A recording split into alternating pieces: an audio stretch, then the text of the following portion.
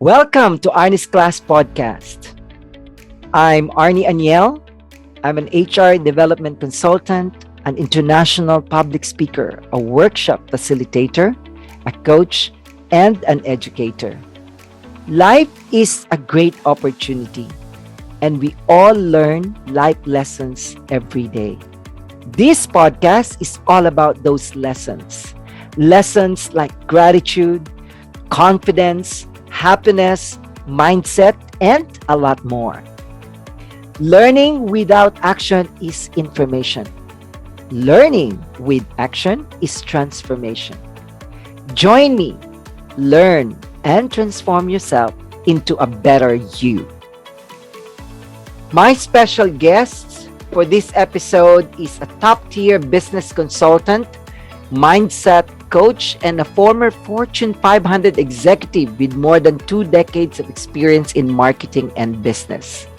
Her consulting business centers around innovation, customer centricity, and building businesses that maximizes its value and impact. She is the author of the book of One to Millions Entrepreneur and host of the One to Millions Entrepreneur podcasts. She has bachelor and master degrees in business and marketing and currently doing her PhD in social psychology. She is a regular contributor to Forbes Entrepreneur and Brains magazines. Aside from that, she has been featured on Business Insider, Fox, ABC, CNBC, US Today, and other media. Please welcome my special guest for this episode, Miss Nida Lerd Prasopsuk. Draymond Green said, if you're not getting better, you're getting worse. And that's why personal development is very important. So what is personal development? Personal development are the activities that you do in order to improve yourself in different areas of your life. You improve your health, your body, your intelligence. You're doing things like reading books, talking to people with experience, or even getting a coach, a mentor in order for you to develop yourself and getting yourself close to achieve what you want in life. But personal development doesn't happen only one time, or it only happens in one stage of our life. It actually encompasses over the course of our entire lifespan. We continue to grow, we continue to improve, we never stop. How about you? What activities do you do to develop yourself? Do you read books? Do you attend seminars? Do you listen to people who have the experiences and the success that you want? In this episode, I'm going to talk about personal development with my special guests. So, life mates, listen and learn. Hello, welcome Nida to Arnie's class. Hi, Arnie. Hi, Nice to thank you be so much for saying yes to my invitation. it's great to be here. Thank you for inviting me. It's my honor. And tonight I want to talk about personal development. What is your personal take on that, Nida? Um, what do you mean? Like what do I feel about personal development, or what? Like, Why do you think, maybe I should ask the question, why do you think personal development is very important, especially nowadays? yeah. Well, I think back in the old days, like people were just trying to survive, right, and make a living. And now the world has evolved. And now we know that, you work in HR. I work with leaders. I work with CEOs and people. That's where we're both passionate about, like, helping people achieve their fullest potential. Just being intelligent or being good at what you do, it's just not enough nowadays, because it's more competitive, whether you're a business owner, whether you work for a company, whether you're an executive or whatever, right? It's just like the world is so much more competitive. Like my son is 13 now, and he's already working on his profile to get into like Ivy League universities. Oh, wow. And the things that kids do these days are like, I remember when I was 13, I was like, I'm not doing Totally these different. things. Sure. Yeah. I didn't even know the things that he knows today. Right. So definitely the world has evolved and people are evolving, and, you know, mindset development is just so important. And even above the level of mindset is identity. Like, how do you perceive yourself? What is your self-perception? Because that will lead to the actions that you take and the outcome that you get in life. That's right. And, you know, it's just so true that like maybe good is not enough anymore, but you have to be great if you want to stand out, if you want to get the results that you want in life. And I'm just someone that believes in like, yeah, if you're whatever you have in your life, if you're happy, then that's fine. But don't settle, you know, like a lot of people settle and they think that they don't have control over their life and the outcomes in their life. But it's not true, right? We know that it's not true in this world, in our world of personal development and coaching and psychology. And so through my own personal journey of like, you know, seeing the transformation in myself from like 20 years ago when I was 20 and today, now I'm like 41, it was like, I can't remember my old self, you know, and that's something common that everybody like that has gone through the journey would say, like, I don't really remember my old self. Like, who was I that in the past? And I just, for me, I'm very passionate about this because I've gone through the journey and I've helped lots of people go through the journey. And I want this for everyone, you know, like everyone needs to understand this.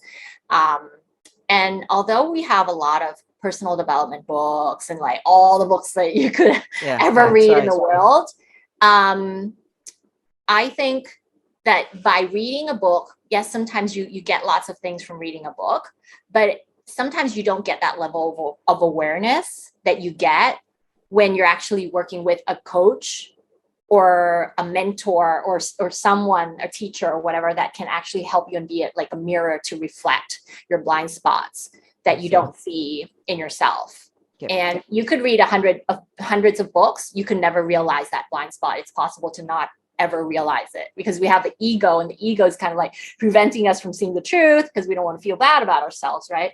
So that's like the inner work it's so important, and I want everybody to awaken to the truth, to see that potential for themselves. And yeah, that's I guess because of the journey that I've been through, and the power of coaching and personal development and psychology. I think this knowledge and the understanding of all this is just so important.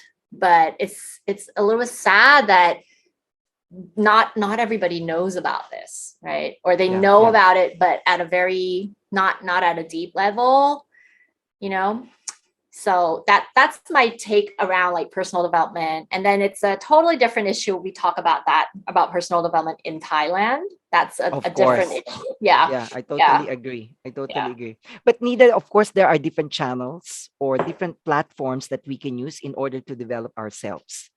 If you're going to select, at least you already mentioned, of course, reading books or hiring a coach or a mentor or someone, at least a teacher to help you. If you're going to mention at least three, which one do you recommend for people to use in order to develop themselves? Well, number one, of course, I would say coaching for sure. Okay.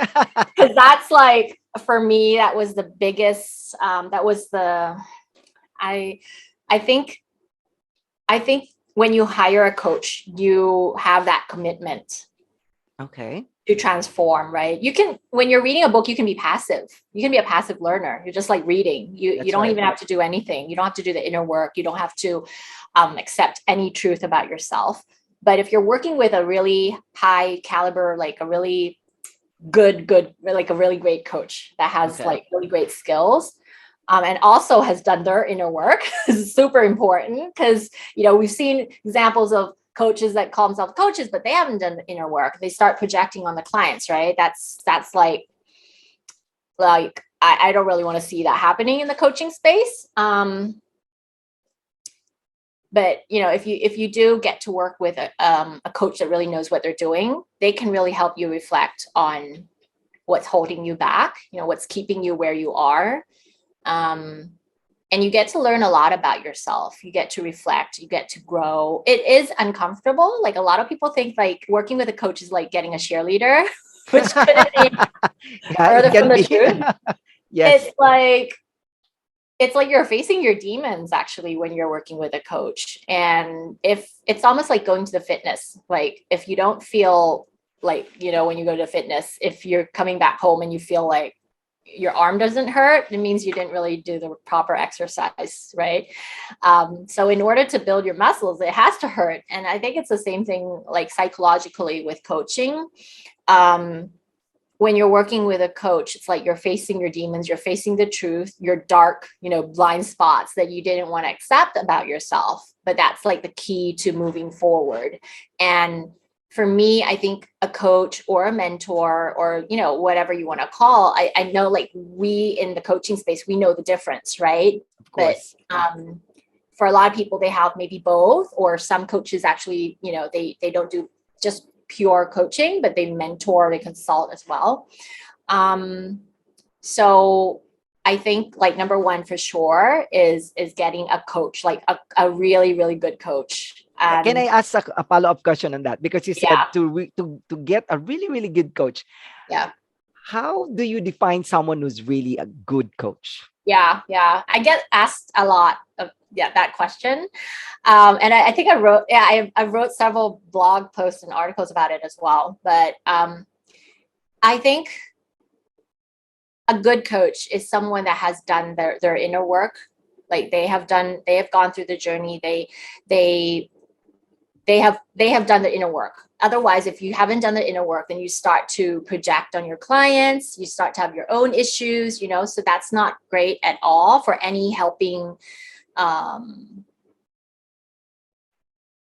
profession. You know what I mean? Like whether you're a counselor, whether you're a, like psychologist, like you have to have done the self-work already. And it's an ongoing journey. Yeah, I'm sorry to cut you, Nida. So someone who has been to that, I'm not saying the same journey, but their own journey. So when they talk to you, they can really give you insights and ask you questions that can really help you understand more about yourself and your own journey. Is that what you mean? No, what I mean is actually that they have done their inner work. Like everybody has their blind spots. Yeah. Yes. And if you don't work on those things, then you will project them onto your clients. You will get triggered in the sessions, for example, if you didn't, take care of your own issues. So, and I've seen that happen to many coaches or trainers or like, right, where, you could be teaching in front of a class and then a student starts to challenge you and then you get triggered, right? Yeah. Have you seen something like that happen? Oh, yes. Yes. So that means you actually, you're proof that you haven't done your inner work. You're proving that you haven't done the inner work. So that is something that I would look for in a, when I say like a really great coach, is someone that has done the inner work. That you will see that through how they show up. They will show up with confidence, with true self-esteem. They will have vulnerability. They will be comfortable to be vulnerable, to not know, to not like, you know what I mean? Like to be vulnerable, not to have to be perfect or like, I know it all. So those are all signs of like true self-esteem. And secondly is they have to have mastered the skills of like coaching or, the different modalities that they have been trained in, and be able to use those skills with the clients in an ethical way. And I know it's hard to like, if you've never hired a coach or you don't even know what ethical means in this context, then like as a client, I know it would be really challenging because I know lots of, CEOs or C-suite or business owners are like, I've hired coaches, like I've hired like 3 coaches. It didn't work. None of them worked. Like I didn't like them. I didn't like the relationship. Because sadly, I think it's like the same with every industry. there are a lot of people that haven't been well trained. They haven't done the inner work. They don't know what they're doing. So like, that's not just for the coaching space. It's for every industry, right? Yeah, It's I just, totally agree because I've also yeah, met and known people yeah, who are, I think it's just like what you said, they are yeah, triggered. Once someone like maybe asks or yeah, challenge them, they yeah, themselves become like, oh, they are trapped. And they themselves like, what's happening here? It's like it dawns on them that how come I feel like I'm the victim here, or there I don't know where am I now. So I totally agree with what you said. yeah, yeah. So I would say like, if you're not someone that has hired a bunch of coaches or hasn't been in this space long enough to be able to differentiate whether like this person is like good at what they do or like have they done the inner work, I think like something that you could just really notice when you're speaking to someone is like, are they comfortable in their own skin? You know, do they sit there like they like proud and comfortable to be who they are and not have to be like, you know, like it's just the opposite of people that have a big ego and like need to prove to their clients that, hey, I know everything, I'm the guru here, you know, like that's the opposite of what you want to look for. But like sadly a lot of people have this misunderstanding that if the person looks confident and they know what they're doing, they look super strong on the outside, it must mean that they are really good at what they do, which is not the truth. It isn't the truth. You know what I mean? Because there's a difference between true self-esteem and somebody trying to look confident, Yes. right? Yeah. Yeah. So, yeah, I think like being humble and able to be courageous and vulnerable are like really important, you know, for coaches as a coach, because coaches, we're not gurus, we're not like people Exactly. that go out and tell people how to live their lives. We just have these tools in our toolbox that we can use to help people, and they will have to use those tools themselves. Actually, we can just only be the guide and the mirror to reflect on like, what are you doing that's not really working here, you know? It's very important to be objective as well as a coach, like Of to course. not put those like personal inputs and judgments and, you know, Yes, that's right. opinions, especially if they're not helpful opinions. Yeah, So I you can have to imagine. be really neutral and objective, because you're dealing with a person's life here. That's right. That's right. Yeah. And yeah, there are many more other things, but I think Yeah, those are the really key factors that you want to look for if you're looking for a good a good coach. coach. And also they have to be a decent person with high integrity. That's right. And for me, it's like a great coach is someone that always puts their client first. And I don't mean this in a way that you lose your boundaries and, you know, not in that way, but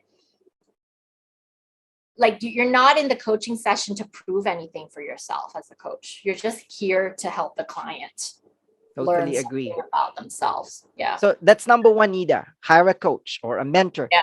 So Yeah. what's the next one in order for people to develop themselves? Well, for me, it's reading books. Yeah. I read a lot of books. Nowadays I listen to them. I don't buy them anymore because I don't have the bookshelves to keep them anymore. There's just so many. Okay. And So I you're read into audiobooks right now. yeah. I just consume so many. So that digital is the way to go for me. Okay. And, you know, I think it's just such a smart way to gain all this knowledge and experience. Cause like, you know, books are written from like decades and decades of Of experience course. that the Yes. author had. So if like you read 100 books, that's like thousands of years, That's right? right. Yes. You you learn a lot from books. You don't have to go and repeat the same mistakes. You can just learn from somebody else's mistake. But the important thing is just not about like reading the books, but you have to read the book and you have to introspect and you have to reflect and you have to put into action. You can't just read it and like, oh, like I've evolved from reading this book. You can't. There's no shortcut. You actually have to take what you got from the book, and put it into action, actually use it and reflect, and learn about yourself. Any And sometimes recommendation, Nida?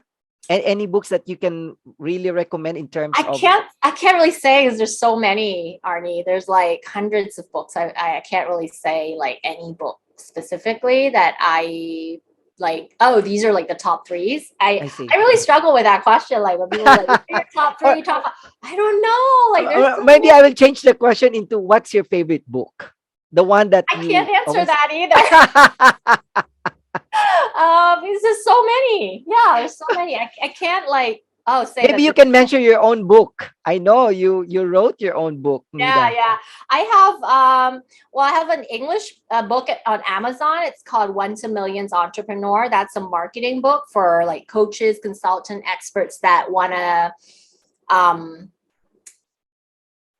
what do you like you want to create a business that's like in the high end market. You want to charge premium price. You want to charge what you're worth, and you want to build a business that leads the market, doesn't follow the market, but leads the market. And you challenge industry norms. You want to challenge what people are doing in that industry, and you want to disrupt it, and you want to create something that's much, much better, something extraordinary.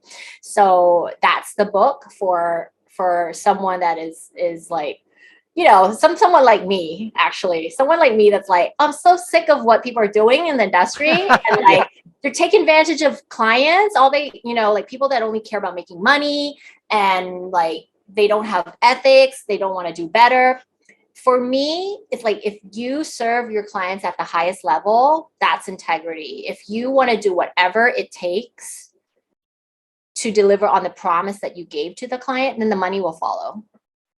Like, Very well said. Very yeah. well said. Yes, of But course. if you start with like, oh, I just want to do this for the money, it never really works. That's what I believe. Like you will be successful like for a few years, and you'll start to see problems creeping up in the business, I have the same principle. I always tell people that don't focus on the money. Money will follow if you always give your best. Yeah. Yeah. Because you're solving an important problem. If you're solving an important problem, people will want your services, right? That's right. So that's what that book is about. One to Millions Entrepreneurs, about one person, each of us making an impact on millions of people. Even though if you say like, I have lots of clients, but I work with only 10 clients, but your 10 clients actually are impacting like, tens of thousands of other people. And then those people impact the people around them. So you are actually impacting a lot more people than you think you are. Yeah, so that's that book. And then I have two Thai books. So the first one is called Shine from Within. It's a book about self-esteem, and how Oh, self-esteem, the level of your self-esteem has like this direct correlation with the results that you get in your life, whether it's career, relationship, wealth, health, everything. And then I have a second book in Thai coming out called Reinventing You, Redesigning Life. It's a pure self-development book. It's about reinventing you and really, knowing what you want in life, and not settling and not compromising, and just like going for it, knowing that you can have it all, if you're willing to do it. If you're willing to give it your all, you can get everything you want in life. Yeah. So that's Nida, my, there you go. You were yeah, able to answer your top three books. my top three. Well, I wouldn't say that my three books were the best. No, I think But there of are a course, lot of people that are so great at what they do. yeah, I know. But each book, whatever it is, it always, when you read a book, you always get something. Yeah. It's Yeah. impossible that you read a book and you don't Yeah. get anything at Yeah. all. So now you have your Even if you top read three a books. bad, even if you read a bad book, like a really bad book, you'll like realize this is not how I want to write a book. Right.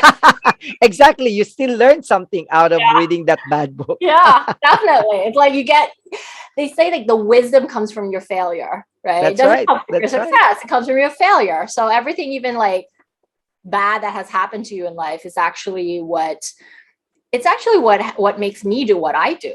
Because I believe like you can learn everything about psychology and all these things and the theories and go to get a PhD or whatever, but when you actually have the pain from those experiences in your own life, that's when you have the drive to actually want to go and help people with the same problem.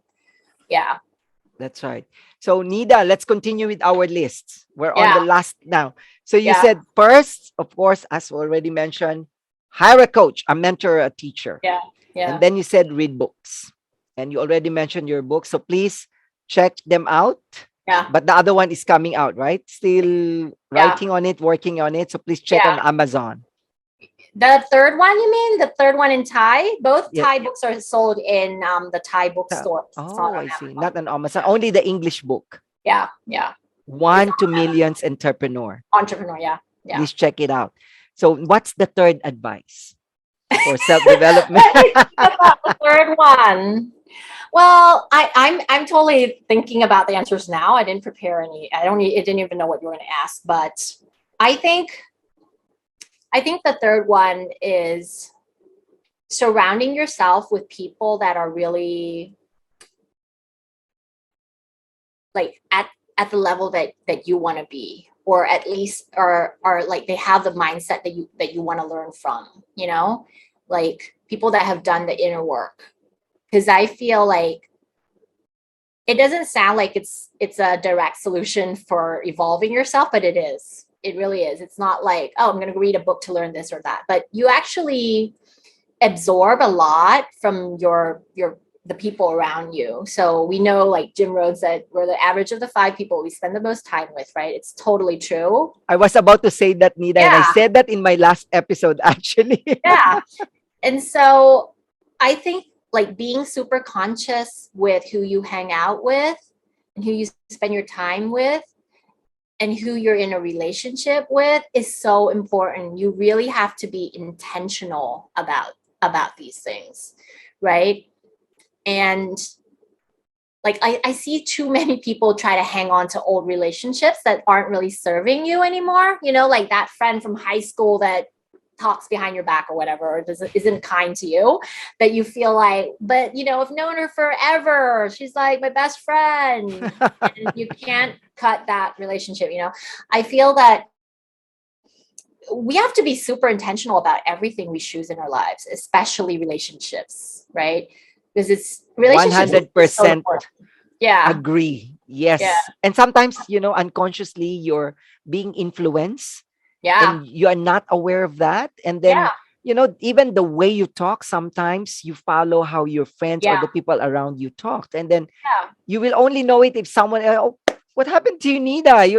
You sound different. The way you talk, Yeah. the way you think now. And then you will like, really? Yeah. Yeah. And so I think it is actually a great answer for point number 3, because I just thought about this point where if you want to learn a specific skill or you want to be more like someone, then go and hang out around people that are like that, right? So if, for example, if you want to be more assertive, yeah, you can read like 100 books about being assertive and setting boundaries, right? Yes. But what better way to learn from people, from like real life experiences? Like if you want to be more assertive, you go and hang out with people that are more assertive. You know, that's how you kind of master the skill, because we have those mirror neurons in our head that makes us copy things around with the people that are around us. And so, yeah, I think that's why I guess it's a good answer for point number 3, to, if you want to evolve in a specific way, go hang out with people that are like that. And you'll see when you read a book, it's like sometimes what goes through your brain, yeah, that's like good on paper. It's like the good theory, but in real life, how would you actually execute it, right? But when you hang out with people that have done it, then you see like, oh, it's not that hard. Like, Yes. if she could do it, I can do it. yeah, I can do it. Like she stood up for herself, or she left that toxic relationship, or, she said no to something that she didn't want, or something like that. Then you start to question your own beliefs and your, like how you used to do things. Like, why did I do things that way when there's like a better way? And like, it's not you don't die after you say no to someone. You don't actually die. Like, something bad doesn't happen to you. It's just all in your head, right? So I think like a lot of people, we are like programmed to hang out with people that are similar to us, right? Not people that are better than us. It's more comfortable and easier to hang out people at the same level or at a lower level than you are, because then you get to tell yourself, oh, I'm better than everybody else. Then you never get Yes. better. You never evolve. So it's uncomfortable to hang out with people that are at a higher level than you. It's Yes. uncomfortable because then you feel like I'm the less smartest people person in this Yes. group, Yes. or I'm the less evolved, I'm the less successful. But that's how you like eventually you get higher and higher, you evolve to that level. So yeah, taking the more difficult path is the way to go if you want to, eventually be in a better place. So like, for example, if you want to be more assertive, but at the moment you're really like, you're not assertive. Like what's the opposite of assertive? You're like People a who are pushover. shy, very timid. Yeah, like you're a pushover. People Yeah. push you around. Like people don't respect you, right? They treat you like they don't respect you or whatever. So you hang out with people that are the same as you, then you think what you do is actually normal because everybody is doing the same thing, Yeah. So it's very counterintuitive, but I think many key success factors in life are actually counterintuitive, even in business or everything. Yeah, even in personal life. Yeah. My next question, Nida, is because I myself is in training and development for many, many years. But how come people are not into developing themselves intentionally? How come, like, even we have all these courses, it's open, it's free, but how come people are still like, they feel like, no, I don't need it? Well, why do you think the people have that kind of attitude towards training or developing or development, if I should say? Yeah, I ponder a lot about this. Well, I think it's because it makes us uncomfortable. Like, if you have to accept that you need to develop, then you feel like, oh, there's something wrong with me, or I'm not perfect. And you need courage to accept that you're not perfect, that you still need to do the work. That's right. Exactly. Yes. Yeah. And we need to develop ourselves nonstop. Yeah, exactly. Because I read, like, one of the businesses I do is I run a coach training program as well. And what we see, I'm going to ask you whether you see this as well in the personal development space. It's like people will go to seminars and trainings, and then they'll say like, oh, I did the self work. I'm evolved. So I reached the goal. Like what do you call when you're going on a marathon and a race and you reach the finish line? Finish line, Yeah, yes. finish line. So like, yeah, I've reached the finish line. So I'm evolved. I don't have I'm to done. do it anymore. Yeah, I'm done. And I'm like, no. What you just said is like reflecting that you need to do more work, right? That's right. Yes. Yeah. So it's like never ending. So as a coach, especially, it's a misperception, it's a misunderstanding that if you've gone through the coach training, then you're like evolved somehow, like you've arrived, which is not true, right? Yeah, it's a thing that you will be working on till the last day of your life. There will always be blind spots. There will always be bias. Like people that say like, I don't have bias, I don't have prejudice, I don't, I don't discriminate people. Like the first step to actually having to work towards not being a biased person is accepting first that we all have bias. What? Oh, yes, of course. Because the Right? others, they just keep on denying. But actually, Yeah. we all have biases. Yeah. Don't worry, not only you. That's by nature. Human beings are like that. Yeah. I mean, you were raised by people, right? You were raised by society, right? So how could you shield yourself from all that, right? Like it's impossible. I think like when I see people that resist the change, they resist the truth.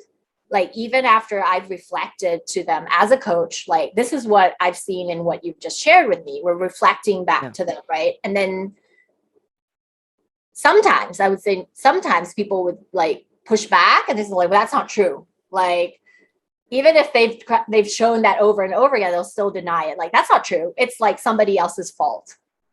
It was like my parents' fault. It was my spouse's fault or some, you know what I mean? It's like because we have an ego, right? We all have an ego. So if somebody says I don't have an ego, again, it's not true. We all have an ego, and the ego plays its part in protecting our like how we feel about ourselves, right? And so in order to feel good about ourselves, and in order to stay alive and still live in this world, you have to protect yourself against the truth. Like that's the role of the ego.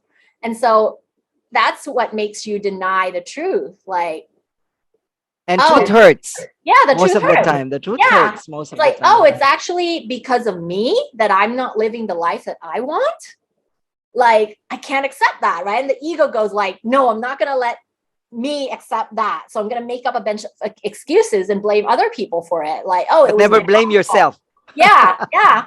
And some people actually do blame themselves as well. They use blaming themselves as an excuse of not getting what they want as well. So there's like, so for me, it's just so fascinating to see all these things. It's like, it's fun for me, right? Because I get to think about all these things and analyze and like observe. And it's like, yeah, it's a weird passion to have, I guess. But yeah, that would be my answer. It's like, people don't want to feel uncomfortable. And Yes. especially like when you realize and you accept the truth that there is a lot of work for you to do, then like you feel, oh my God, there's so much. I have to do all of this. Isn't there a shortcut? You know?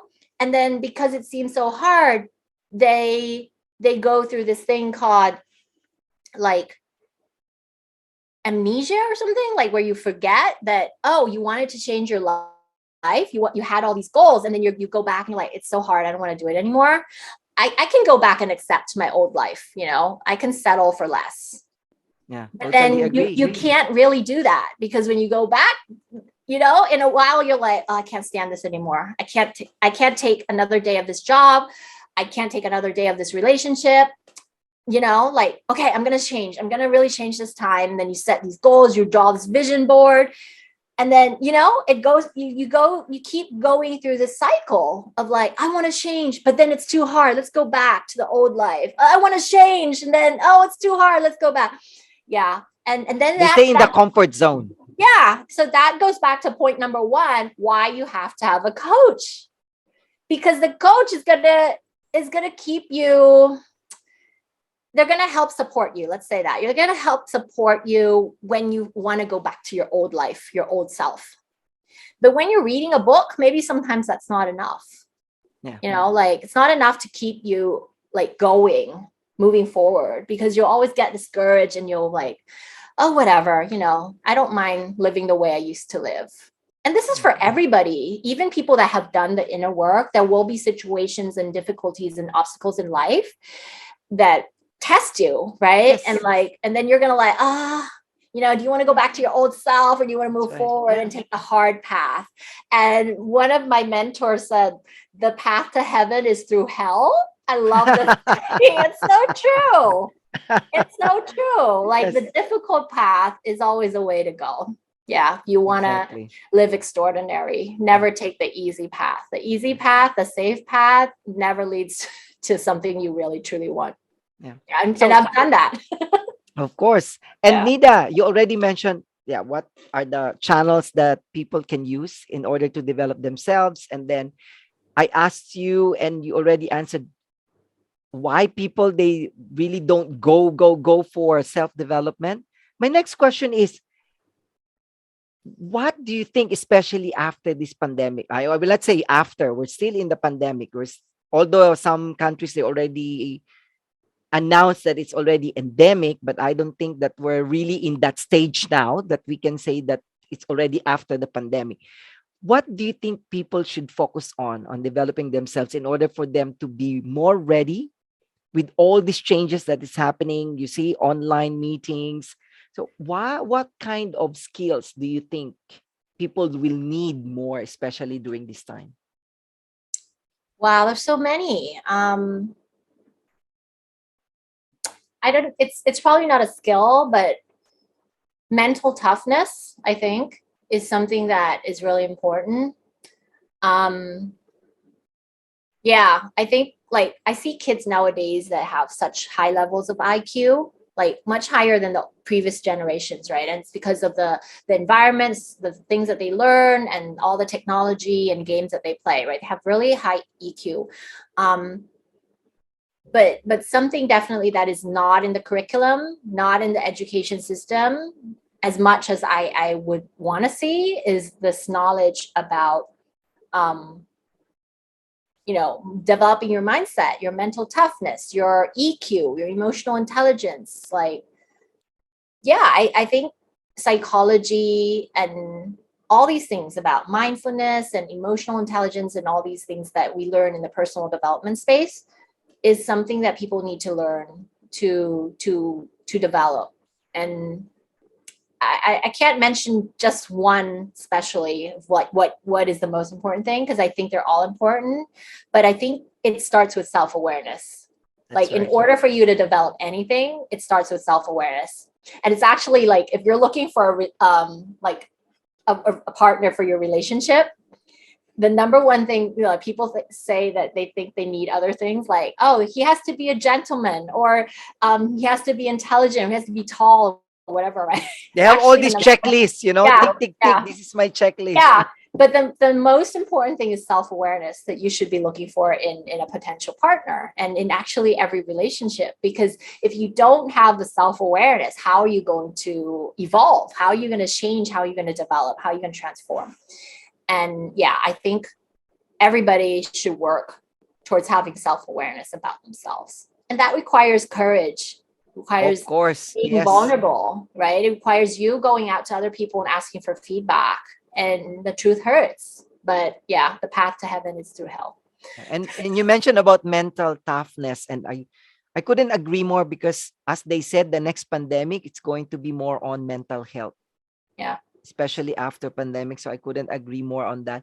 And Yeah. do you have any suggestions or recommendations in order for people to become mentally tough, that they are emotionally intelligent and more ready and prepared for, we don't know what's next after this unprecedented situation that we actually dealing until now, which is the pandemic. So any suggestions, you as a coach, that you can say to people that with this, or you do this, you continue to do this, then you will be mentally tough? Yeah, well, there are different parts of like having mental toughness, right? There's like having goals, being clear on your goals, and believing that you can achieve those goals. And working, like, actually coming up with a goal that is challenging for you. Mm. Challenging, but doable.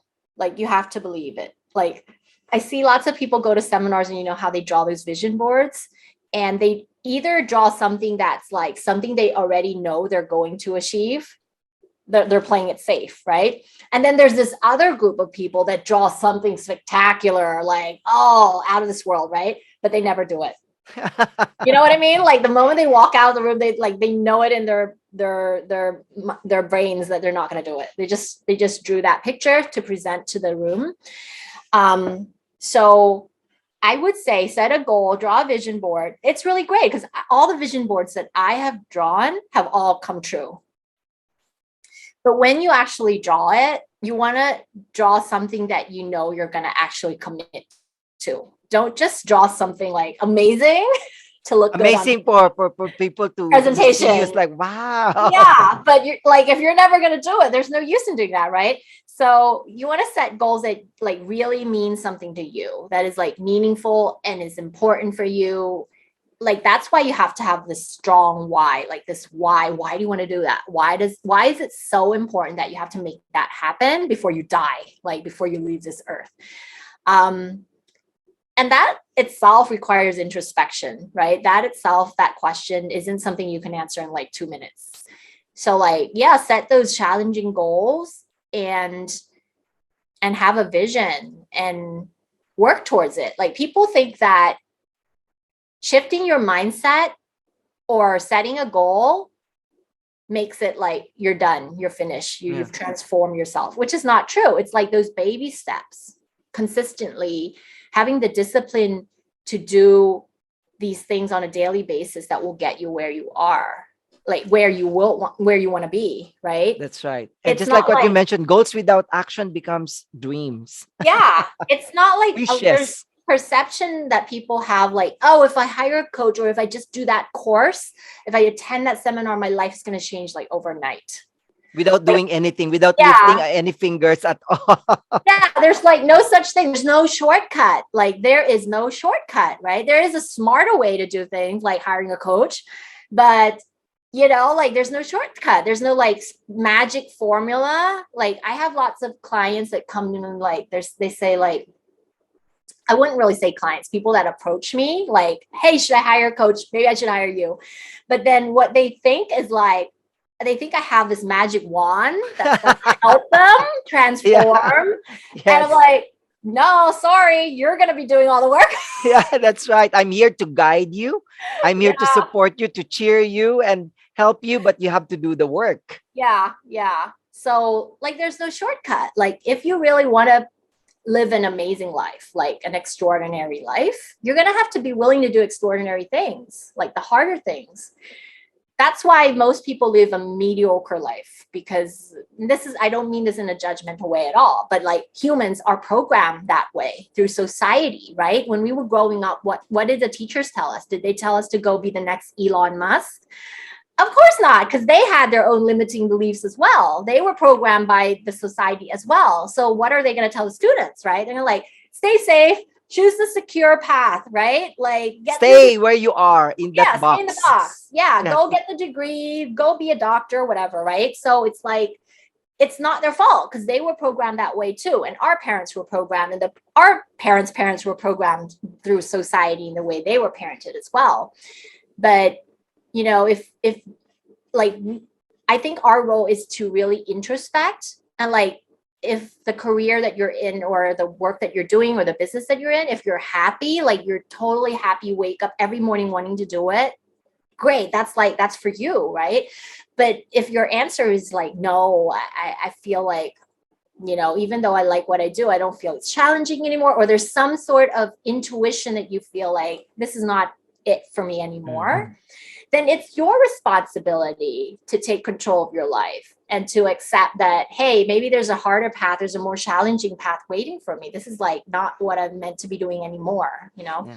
So it's like, it's really about taking your life into your own hands and accepting the truth. But I think like having the self-awareness and accepting the truth is the most important thing. And actually, what I had this idea come up when you were asking that previous question about like, why do you think like people don't change? The other main reason is because people don't know that it's possible.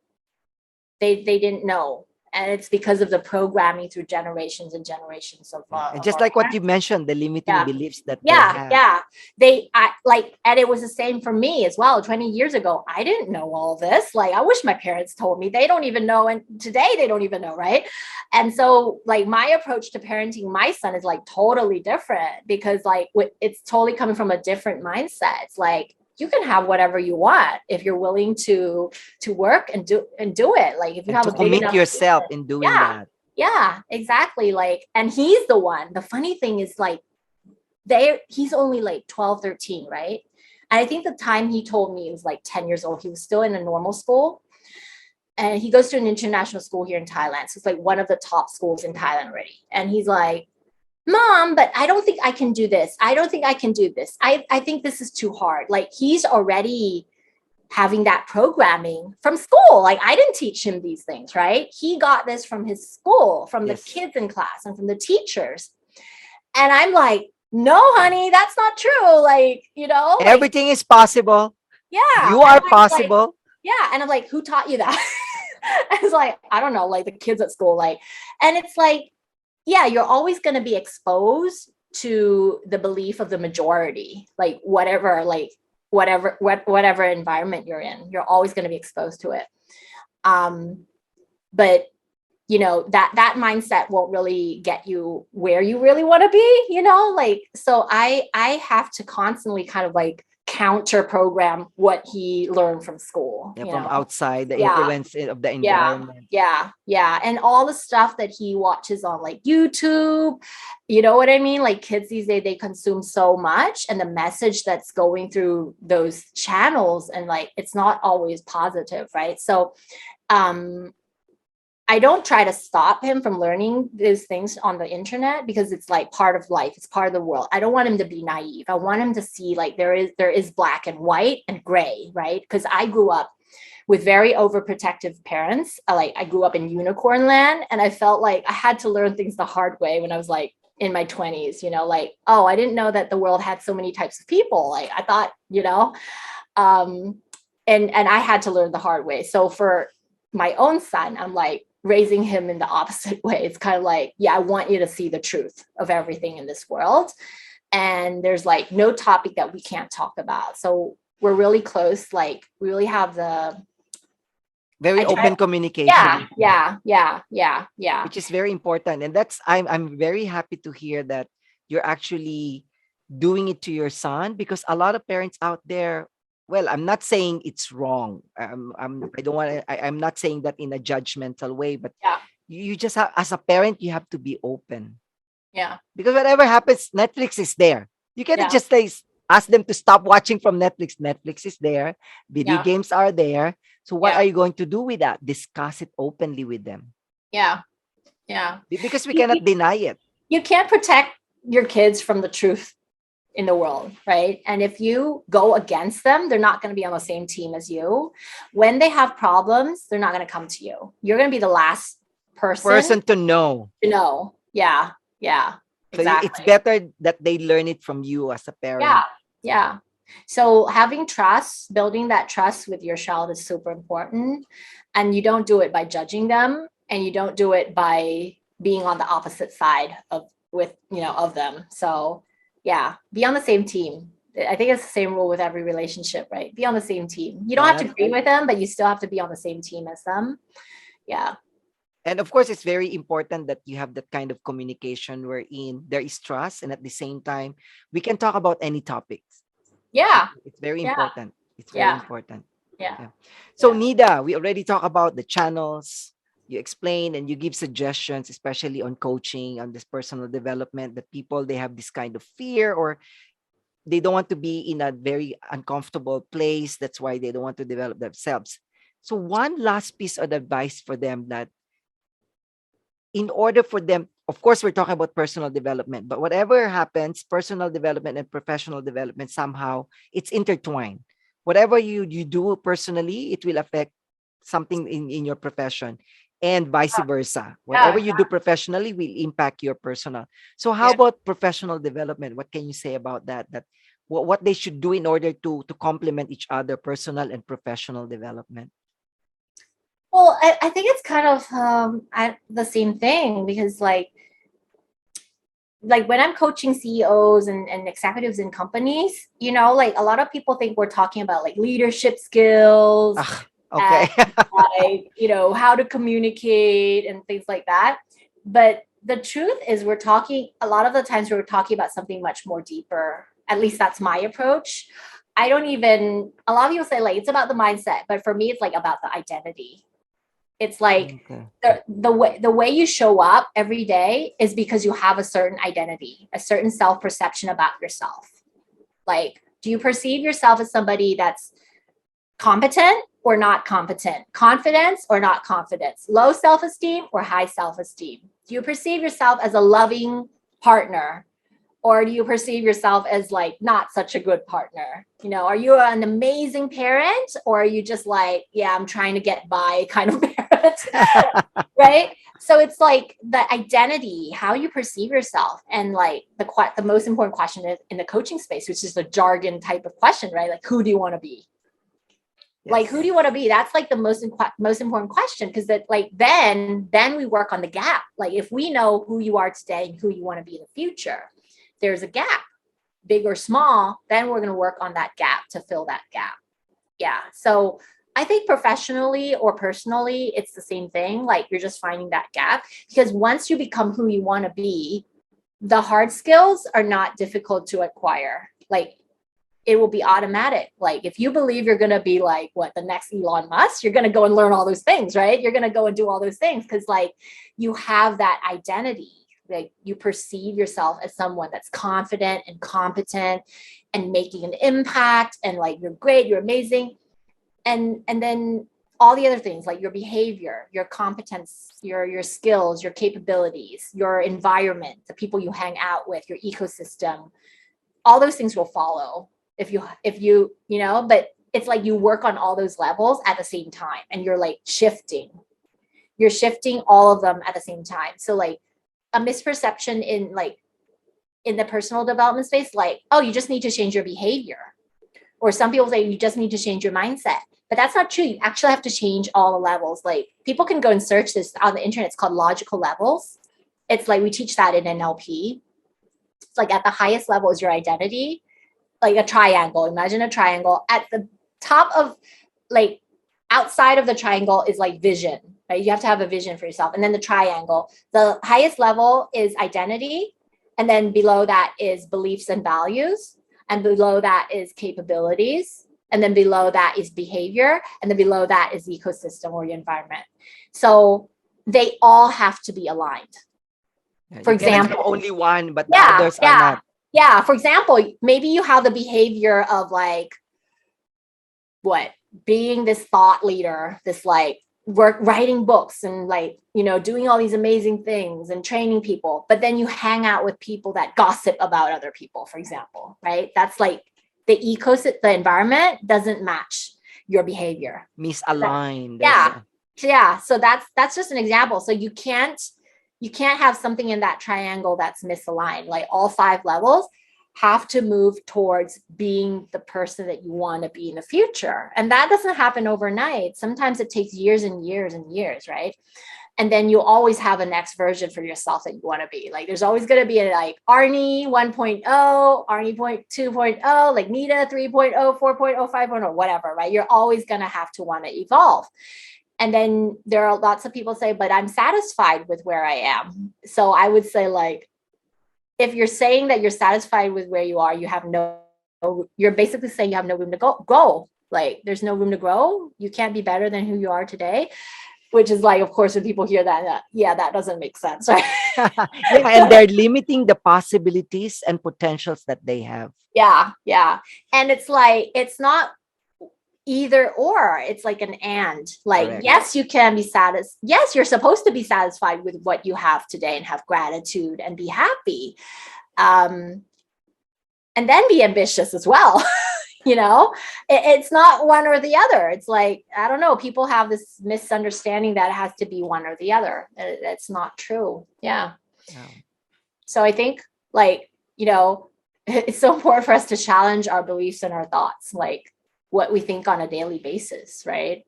And I don't want to get into even manifestation and all those things. It all starts with We'll need another episode for that. yeah. You've shared a lot about personal development, and now I have these 3 standard questions that I ask my guests, Nida. Mhm. Let me ask the first one. I always ask my guests, what's the greatest lesson you've learned in life? Oh, so many. Then share only the one that you think that can be helpful to my life mates. We should have like a 5-hour podcast to answer all the questions. That's what I'm thinking too. We need really like more than an hour. So, but yeah, I when would someone say. asks you with that, what will Yeah, be your answer? I have an answer. I have like the answer that I think is the best answer. I think it's like never settle for less. Yeah. When I look back at the things that I chose from in the past, like relationships, the wrong relationships, or like career or whatever, it was because I settled for less, like than I actually wanted. It was always that, you know? And when I made the choices that were aligned with who I wanted to be, what I really wanted to be doing, and something like all these things were because I didn't settle. Like I looked for the next version of like, yeah, this is who I want to be if I want to get this, if I want to be here and there, like how am I going to get there? Who do I have to be? So like if I got to go back like on a time machine and told my younger selves, like, don't settle. Like, don't settle for this relationship. You deserve the best. Yeah, don't even settle for the next relationship. Like, you know, like, but I think when we were younger, for me, it was like the lack of life experience, and like I didn't have the awakening yet. And then I didn't have all this knowledge of like psychology and and understanding about self-esteem. And so like I had to go through the whole journey. Um, I think that's the most important learning for me is like to not settle, like to always constantly talk to yourself and like, is this really what you want? Is it really, really, really, really what you want? Because like when we're coaching, right? You know, this as a coach is like when you're talking to someone, they say, this is what I want, but like their emotions don't match. They're like, And you ask them yeah, again, I are you want sure? this, want this, and want that. I want that. There's like no passion in their body language. And like, I don't think that's what you want, you know? Yeah. And then when we look back at our past, it's like, yeah, I didn't want that either in the past. But why the heck did I choose that, you know? Yeah. It's Okay, about can like, you share one decision that you made in the past yeah, and has an impact of who you are now as a yeah, person? yeah. There's just no one decision. It's so many decisions. Yes, of course. Every day we make decisions. Yeah. Either select one that you think has the biggest impact of who Nida is now. Yeah. Definitely getting into coaching, There you go. becoming a coach. Yeah. When did you make that decision, Nida? Um, it was like, it was a long time ago. I was watching, you know, because I'm a psychology nerd. So I follow all these channels that talk about psychology and personal development. There was this guy that one day I was listening to his videos and he said that I'm a life coach. So I'm like, I never heard of this term before. Like, what's a life coach, right? So I immediately went and Googled it. And then when I read the definition, I'm like, this is what I'm supposed to be doing. This is what I like. This is what I want. This is what I'm born for. Like, because at that time, I almost went back. Like, I had the thought of going back to do like another degree in psychology. But then I couldn't imagine myself working in a hospital or working with patients, right? I just don't have that energy. I'm not that patient. I'm not, you know what I mean? But I just didn't know what I was looking for. I didn't even know what a coach, like a coach actually Coach. exists. I didn't know about this profession. And then when I heard that, I was like, this sounds like something I'm supposed to be doing, right? So I Googled it and then like immediately I went and did like all the certifications, like the whole thing. And today I'm certified as a master certified coach with the ICF, which is like, it's like a big milestone, right? I got it last year. It's like the highest credential level in coaching. Congratulations. But the funny thing is like, I saw that, I envisioned that from day one. Like when I knew that there was this like level of coaching, like I thought to myself, like, I'm going to get there. You know what I mean? It's like, if it really means that much to you and you really want to do it, like you're going to get there, like however long it takes. Right. And for me, yeah, it was that decision, despite I was in a different business and like my mom would say like, oh, are you sure you want to try this? Like, are you sure? I don't think you should get into this. What is it? Even, like, she didn't even know what it was. Right.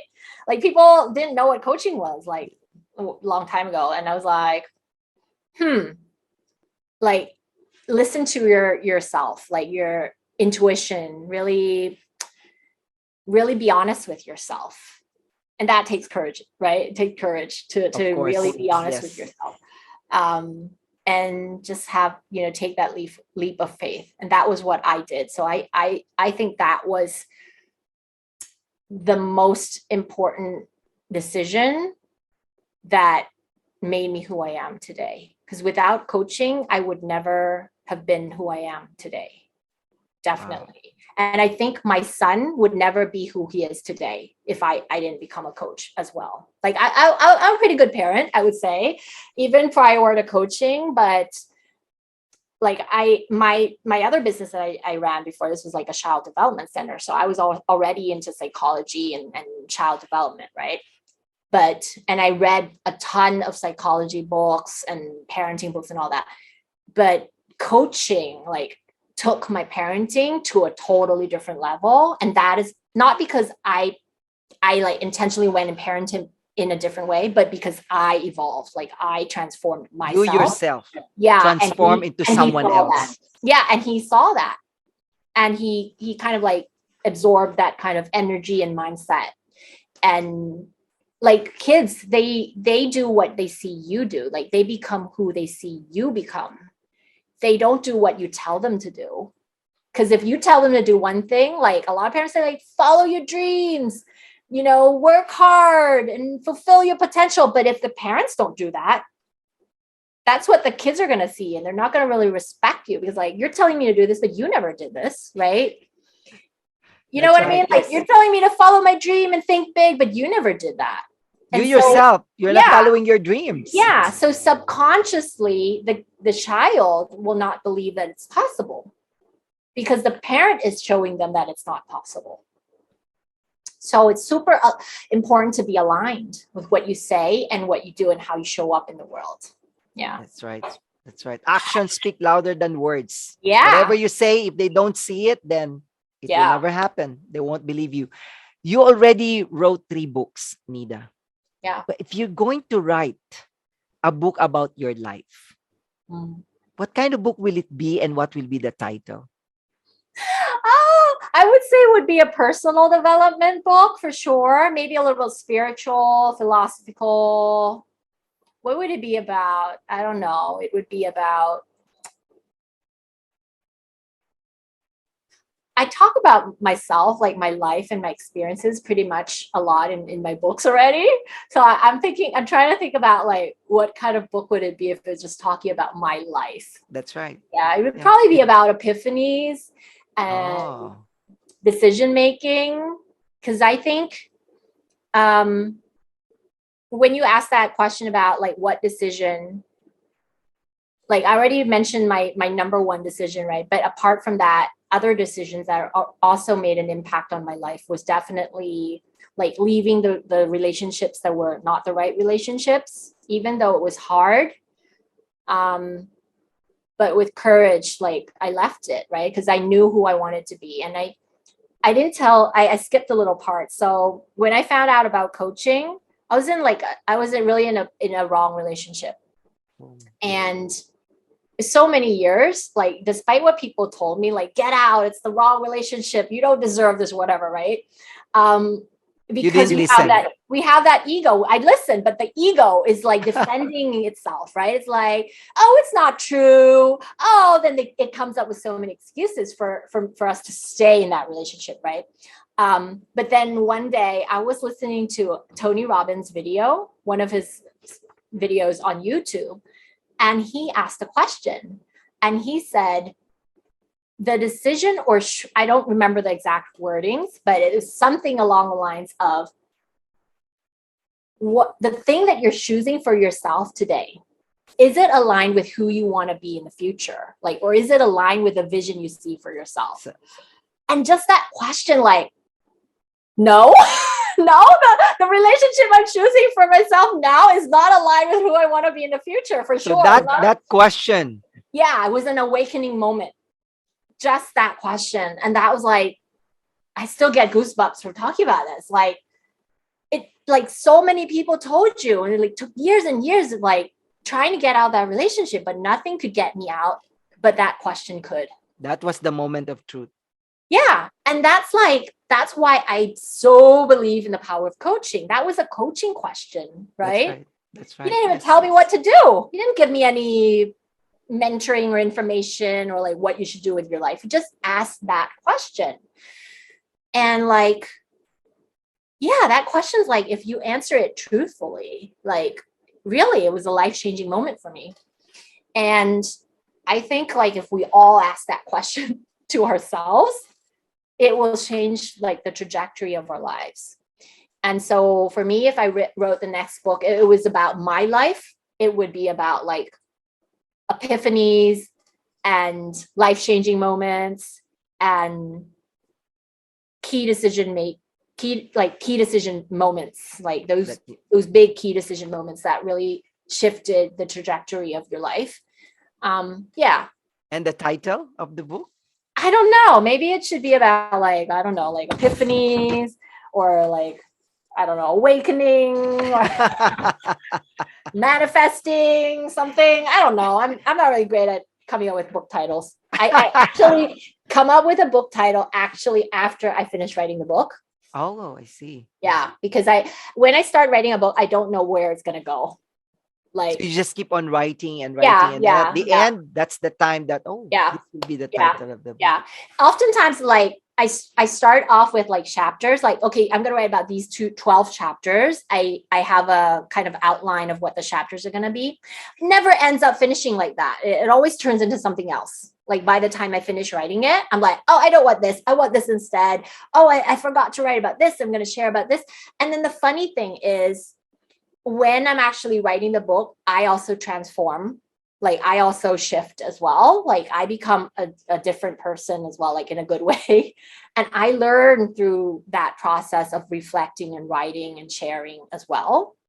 And this is an experience I had with all of my books. It's like after I finish writing the book, sometimes I go back and I read and like, oh, this is too basic. Maybe I shouldn't write this. It's too basic because what? But after I finish writing it, I've kind of like I'm at a different level than when I started writing it. You know what I mean? Yeah. But then I I have to, can totally relate with that because I yeah, also wrote one book about public yeah, speaking, yeah, and I finished almost the whole book, Nida. And then yeah. a day, there's one day I said, no, this is not the content. And I totally deleted everything and started writing again and finish it in a week. Wow. Yeah. After writing for months. Yeah. It's like the work in progress. And it's like when you actually get there, it's like easy, right? Then it's all, everything is like compiled. But for me, it's like kind of a little bit different. It's like when I go back and then I have to think, well, no, the readers are still at their same level. So they need to hear this, even though I think it's like basic now. Yeah. But like they still have to go through this. And so I'm like, okay, don't judge your own work and like keep going, right? Just publish it. Yeah, but it's a really awakening journey as well, writing a book. It's like you get to reflect and learn and share, and you grow through the process of writing it as well. And yeah, I don't know where each book will end up, so I always name it after I finish it. Thank you so much, Yeah, Nida, for pleasure to your be here. time. Yeah, Yeah, for your insights, everything that you've shared in this episode. And I'm sure my life mates are going to learn a lot from this episode. So, again, from the bottom of my heart, thank you so much. And to all my life mates, if you like this episode, please share with your families and friends because I believe that each episode is worth listening because you learn something. Because each one of us, we have stories to tell. And Nida shared something that is very helpful for everyone because we have to continue developing ourselves. So, life mates, listen and learn.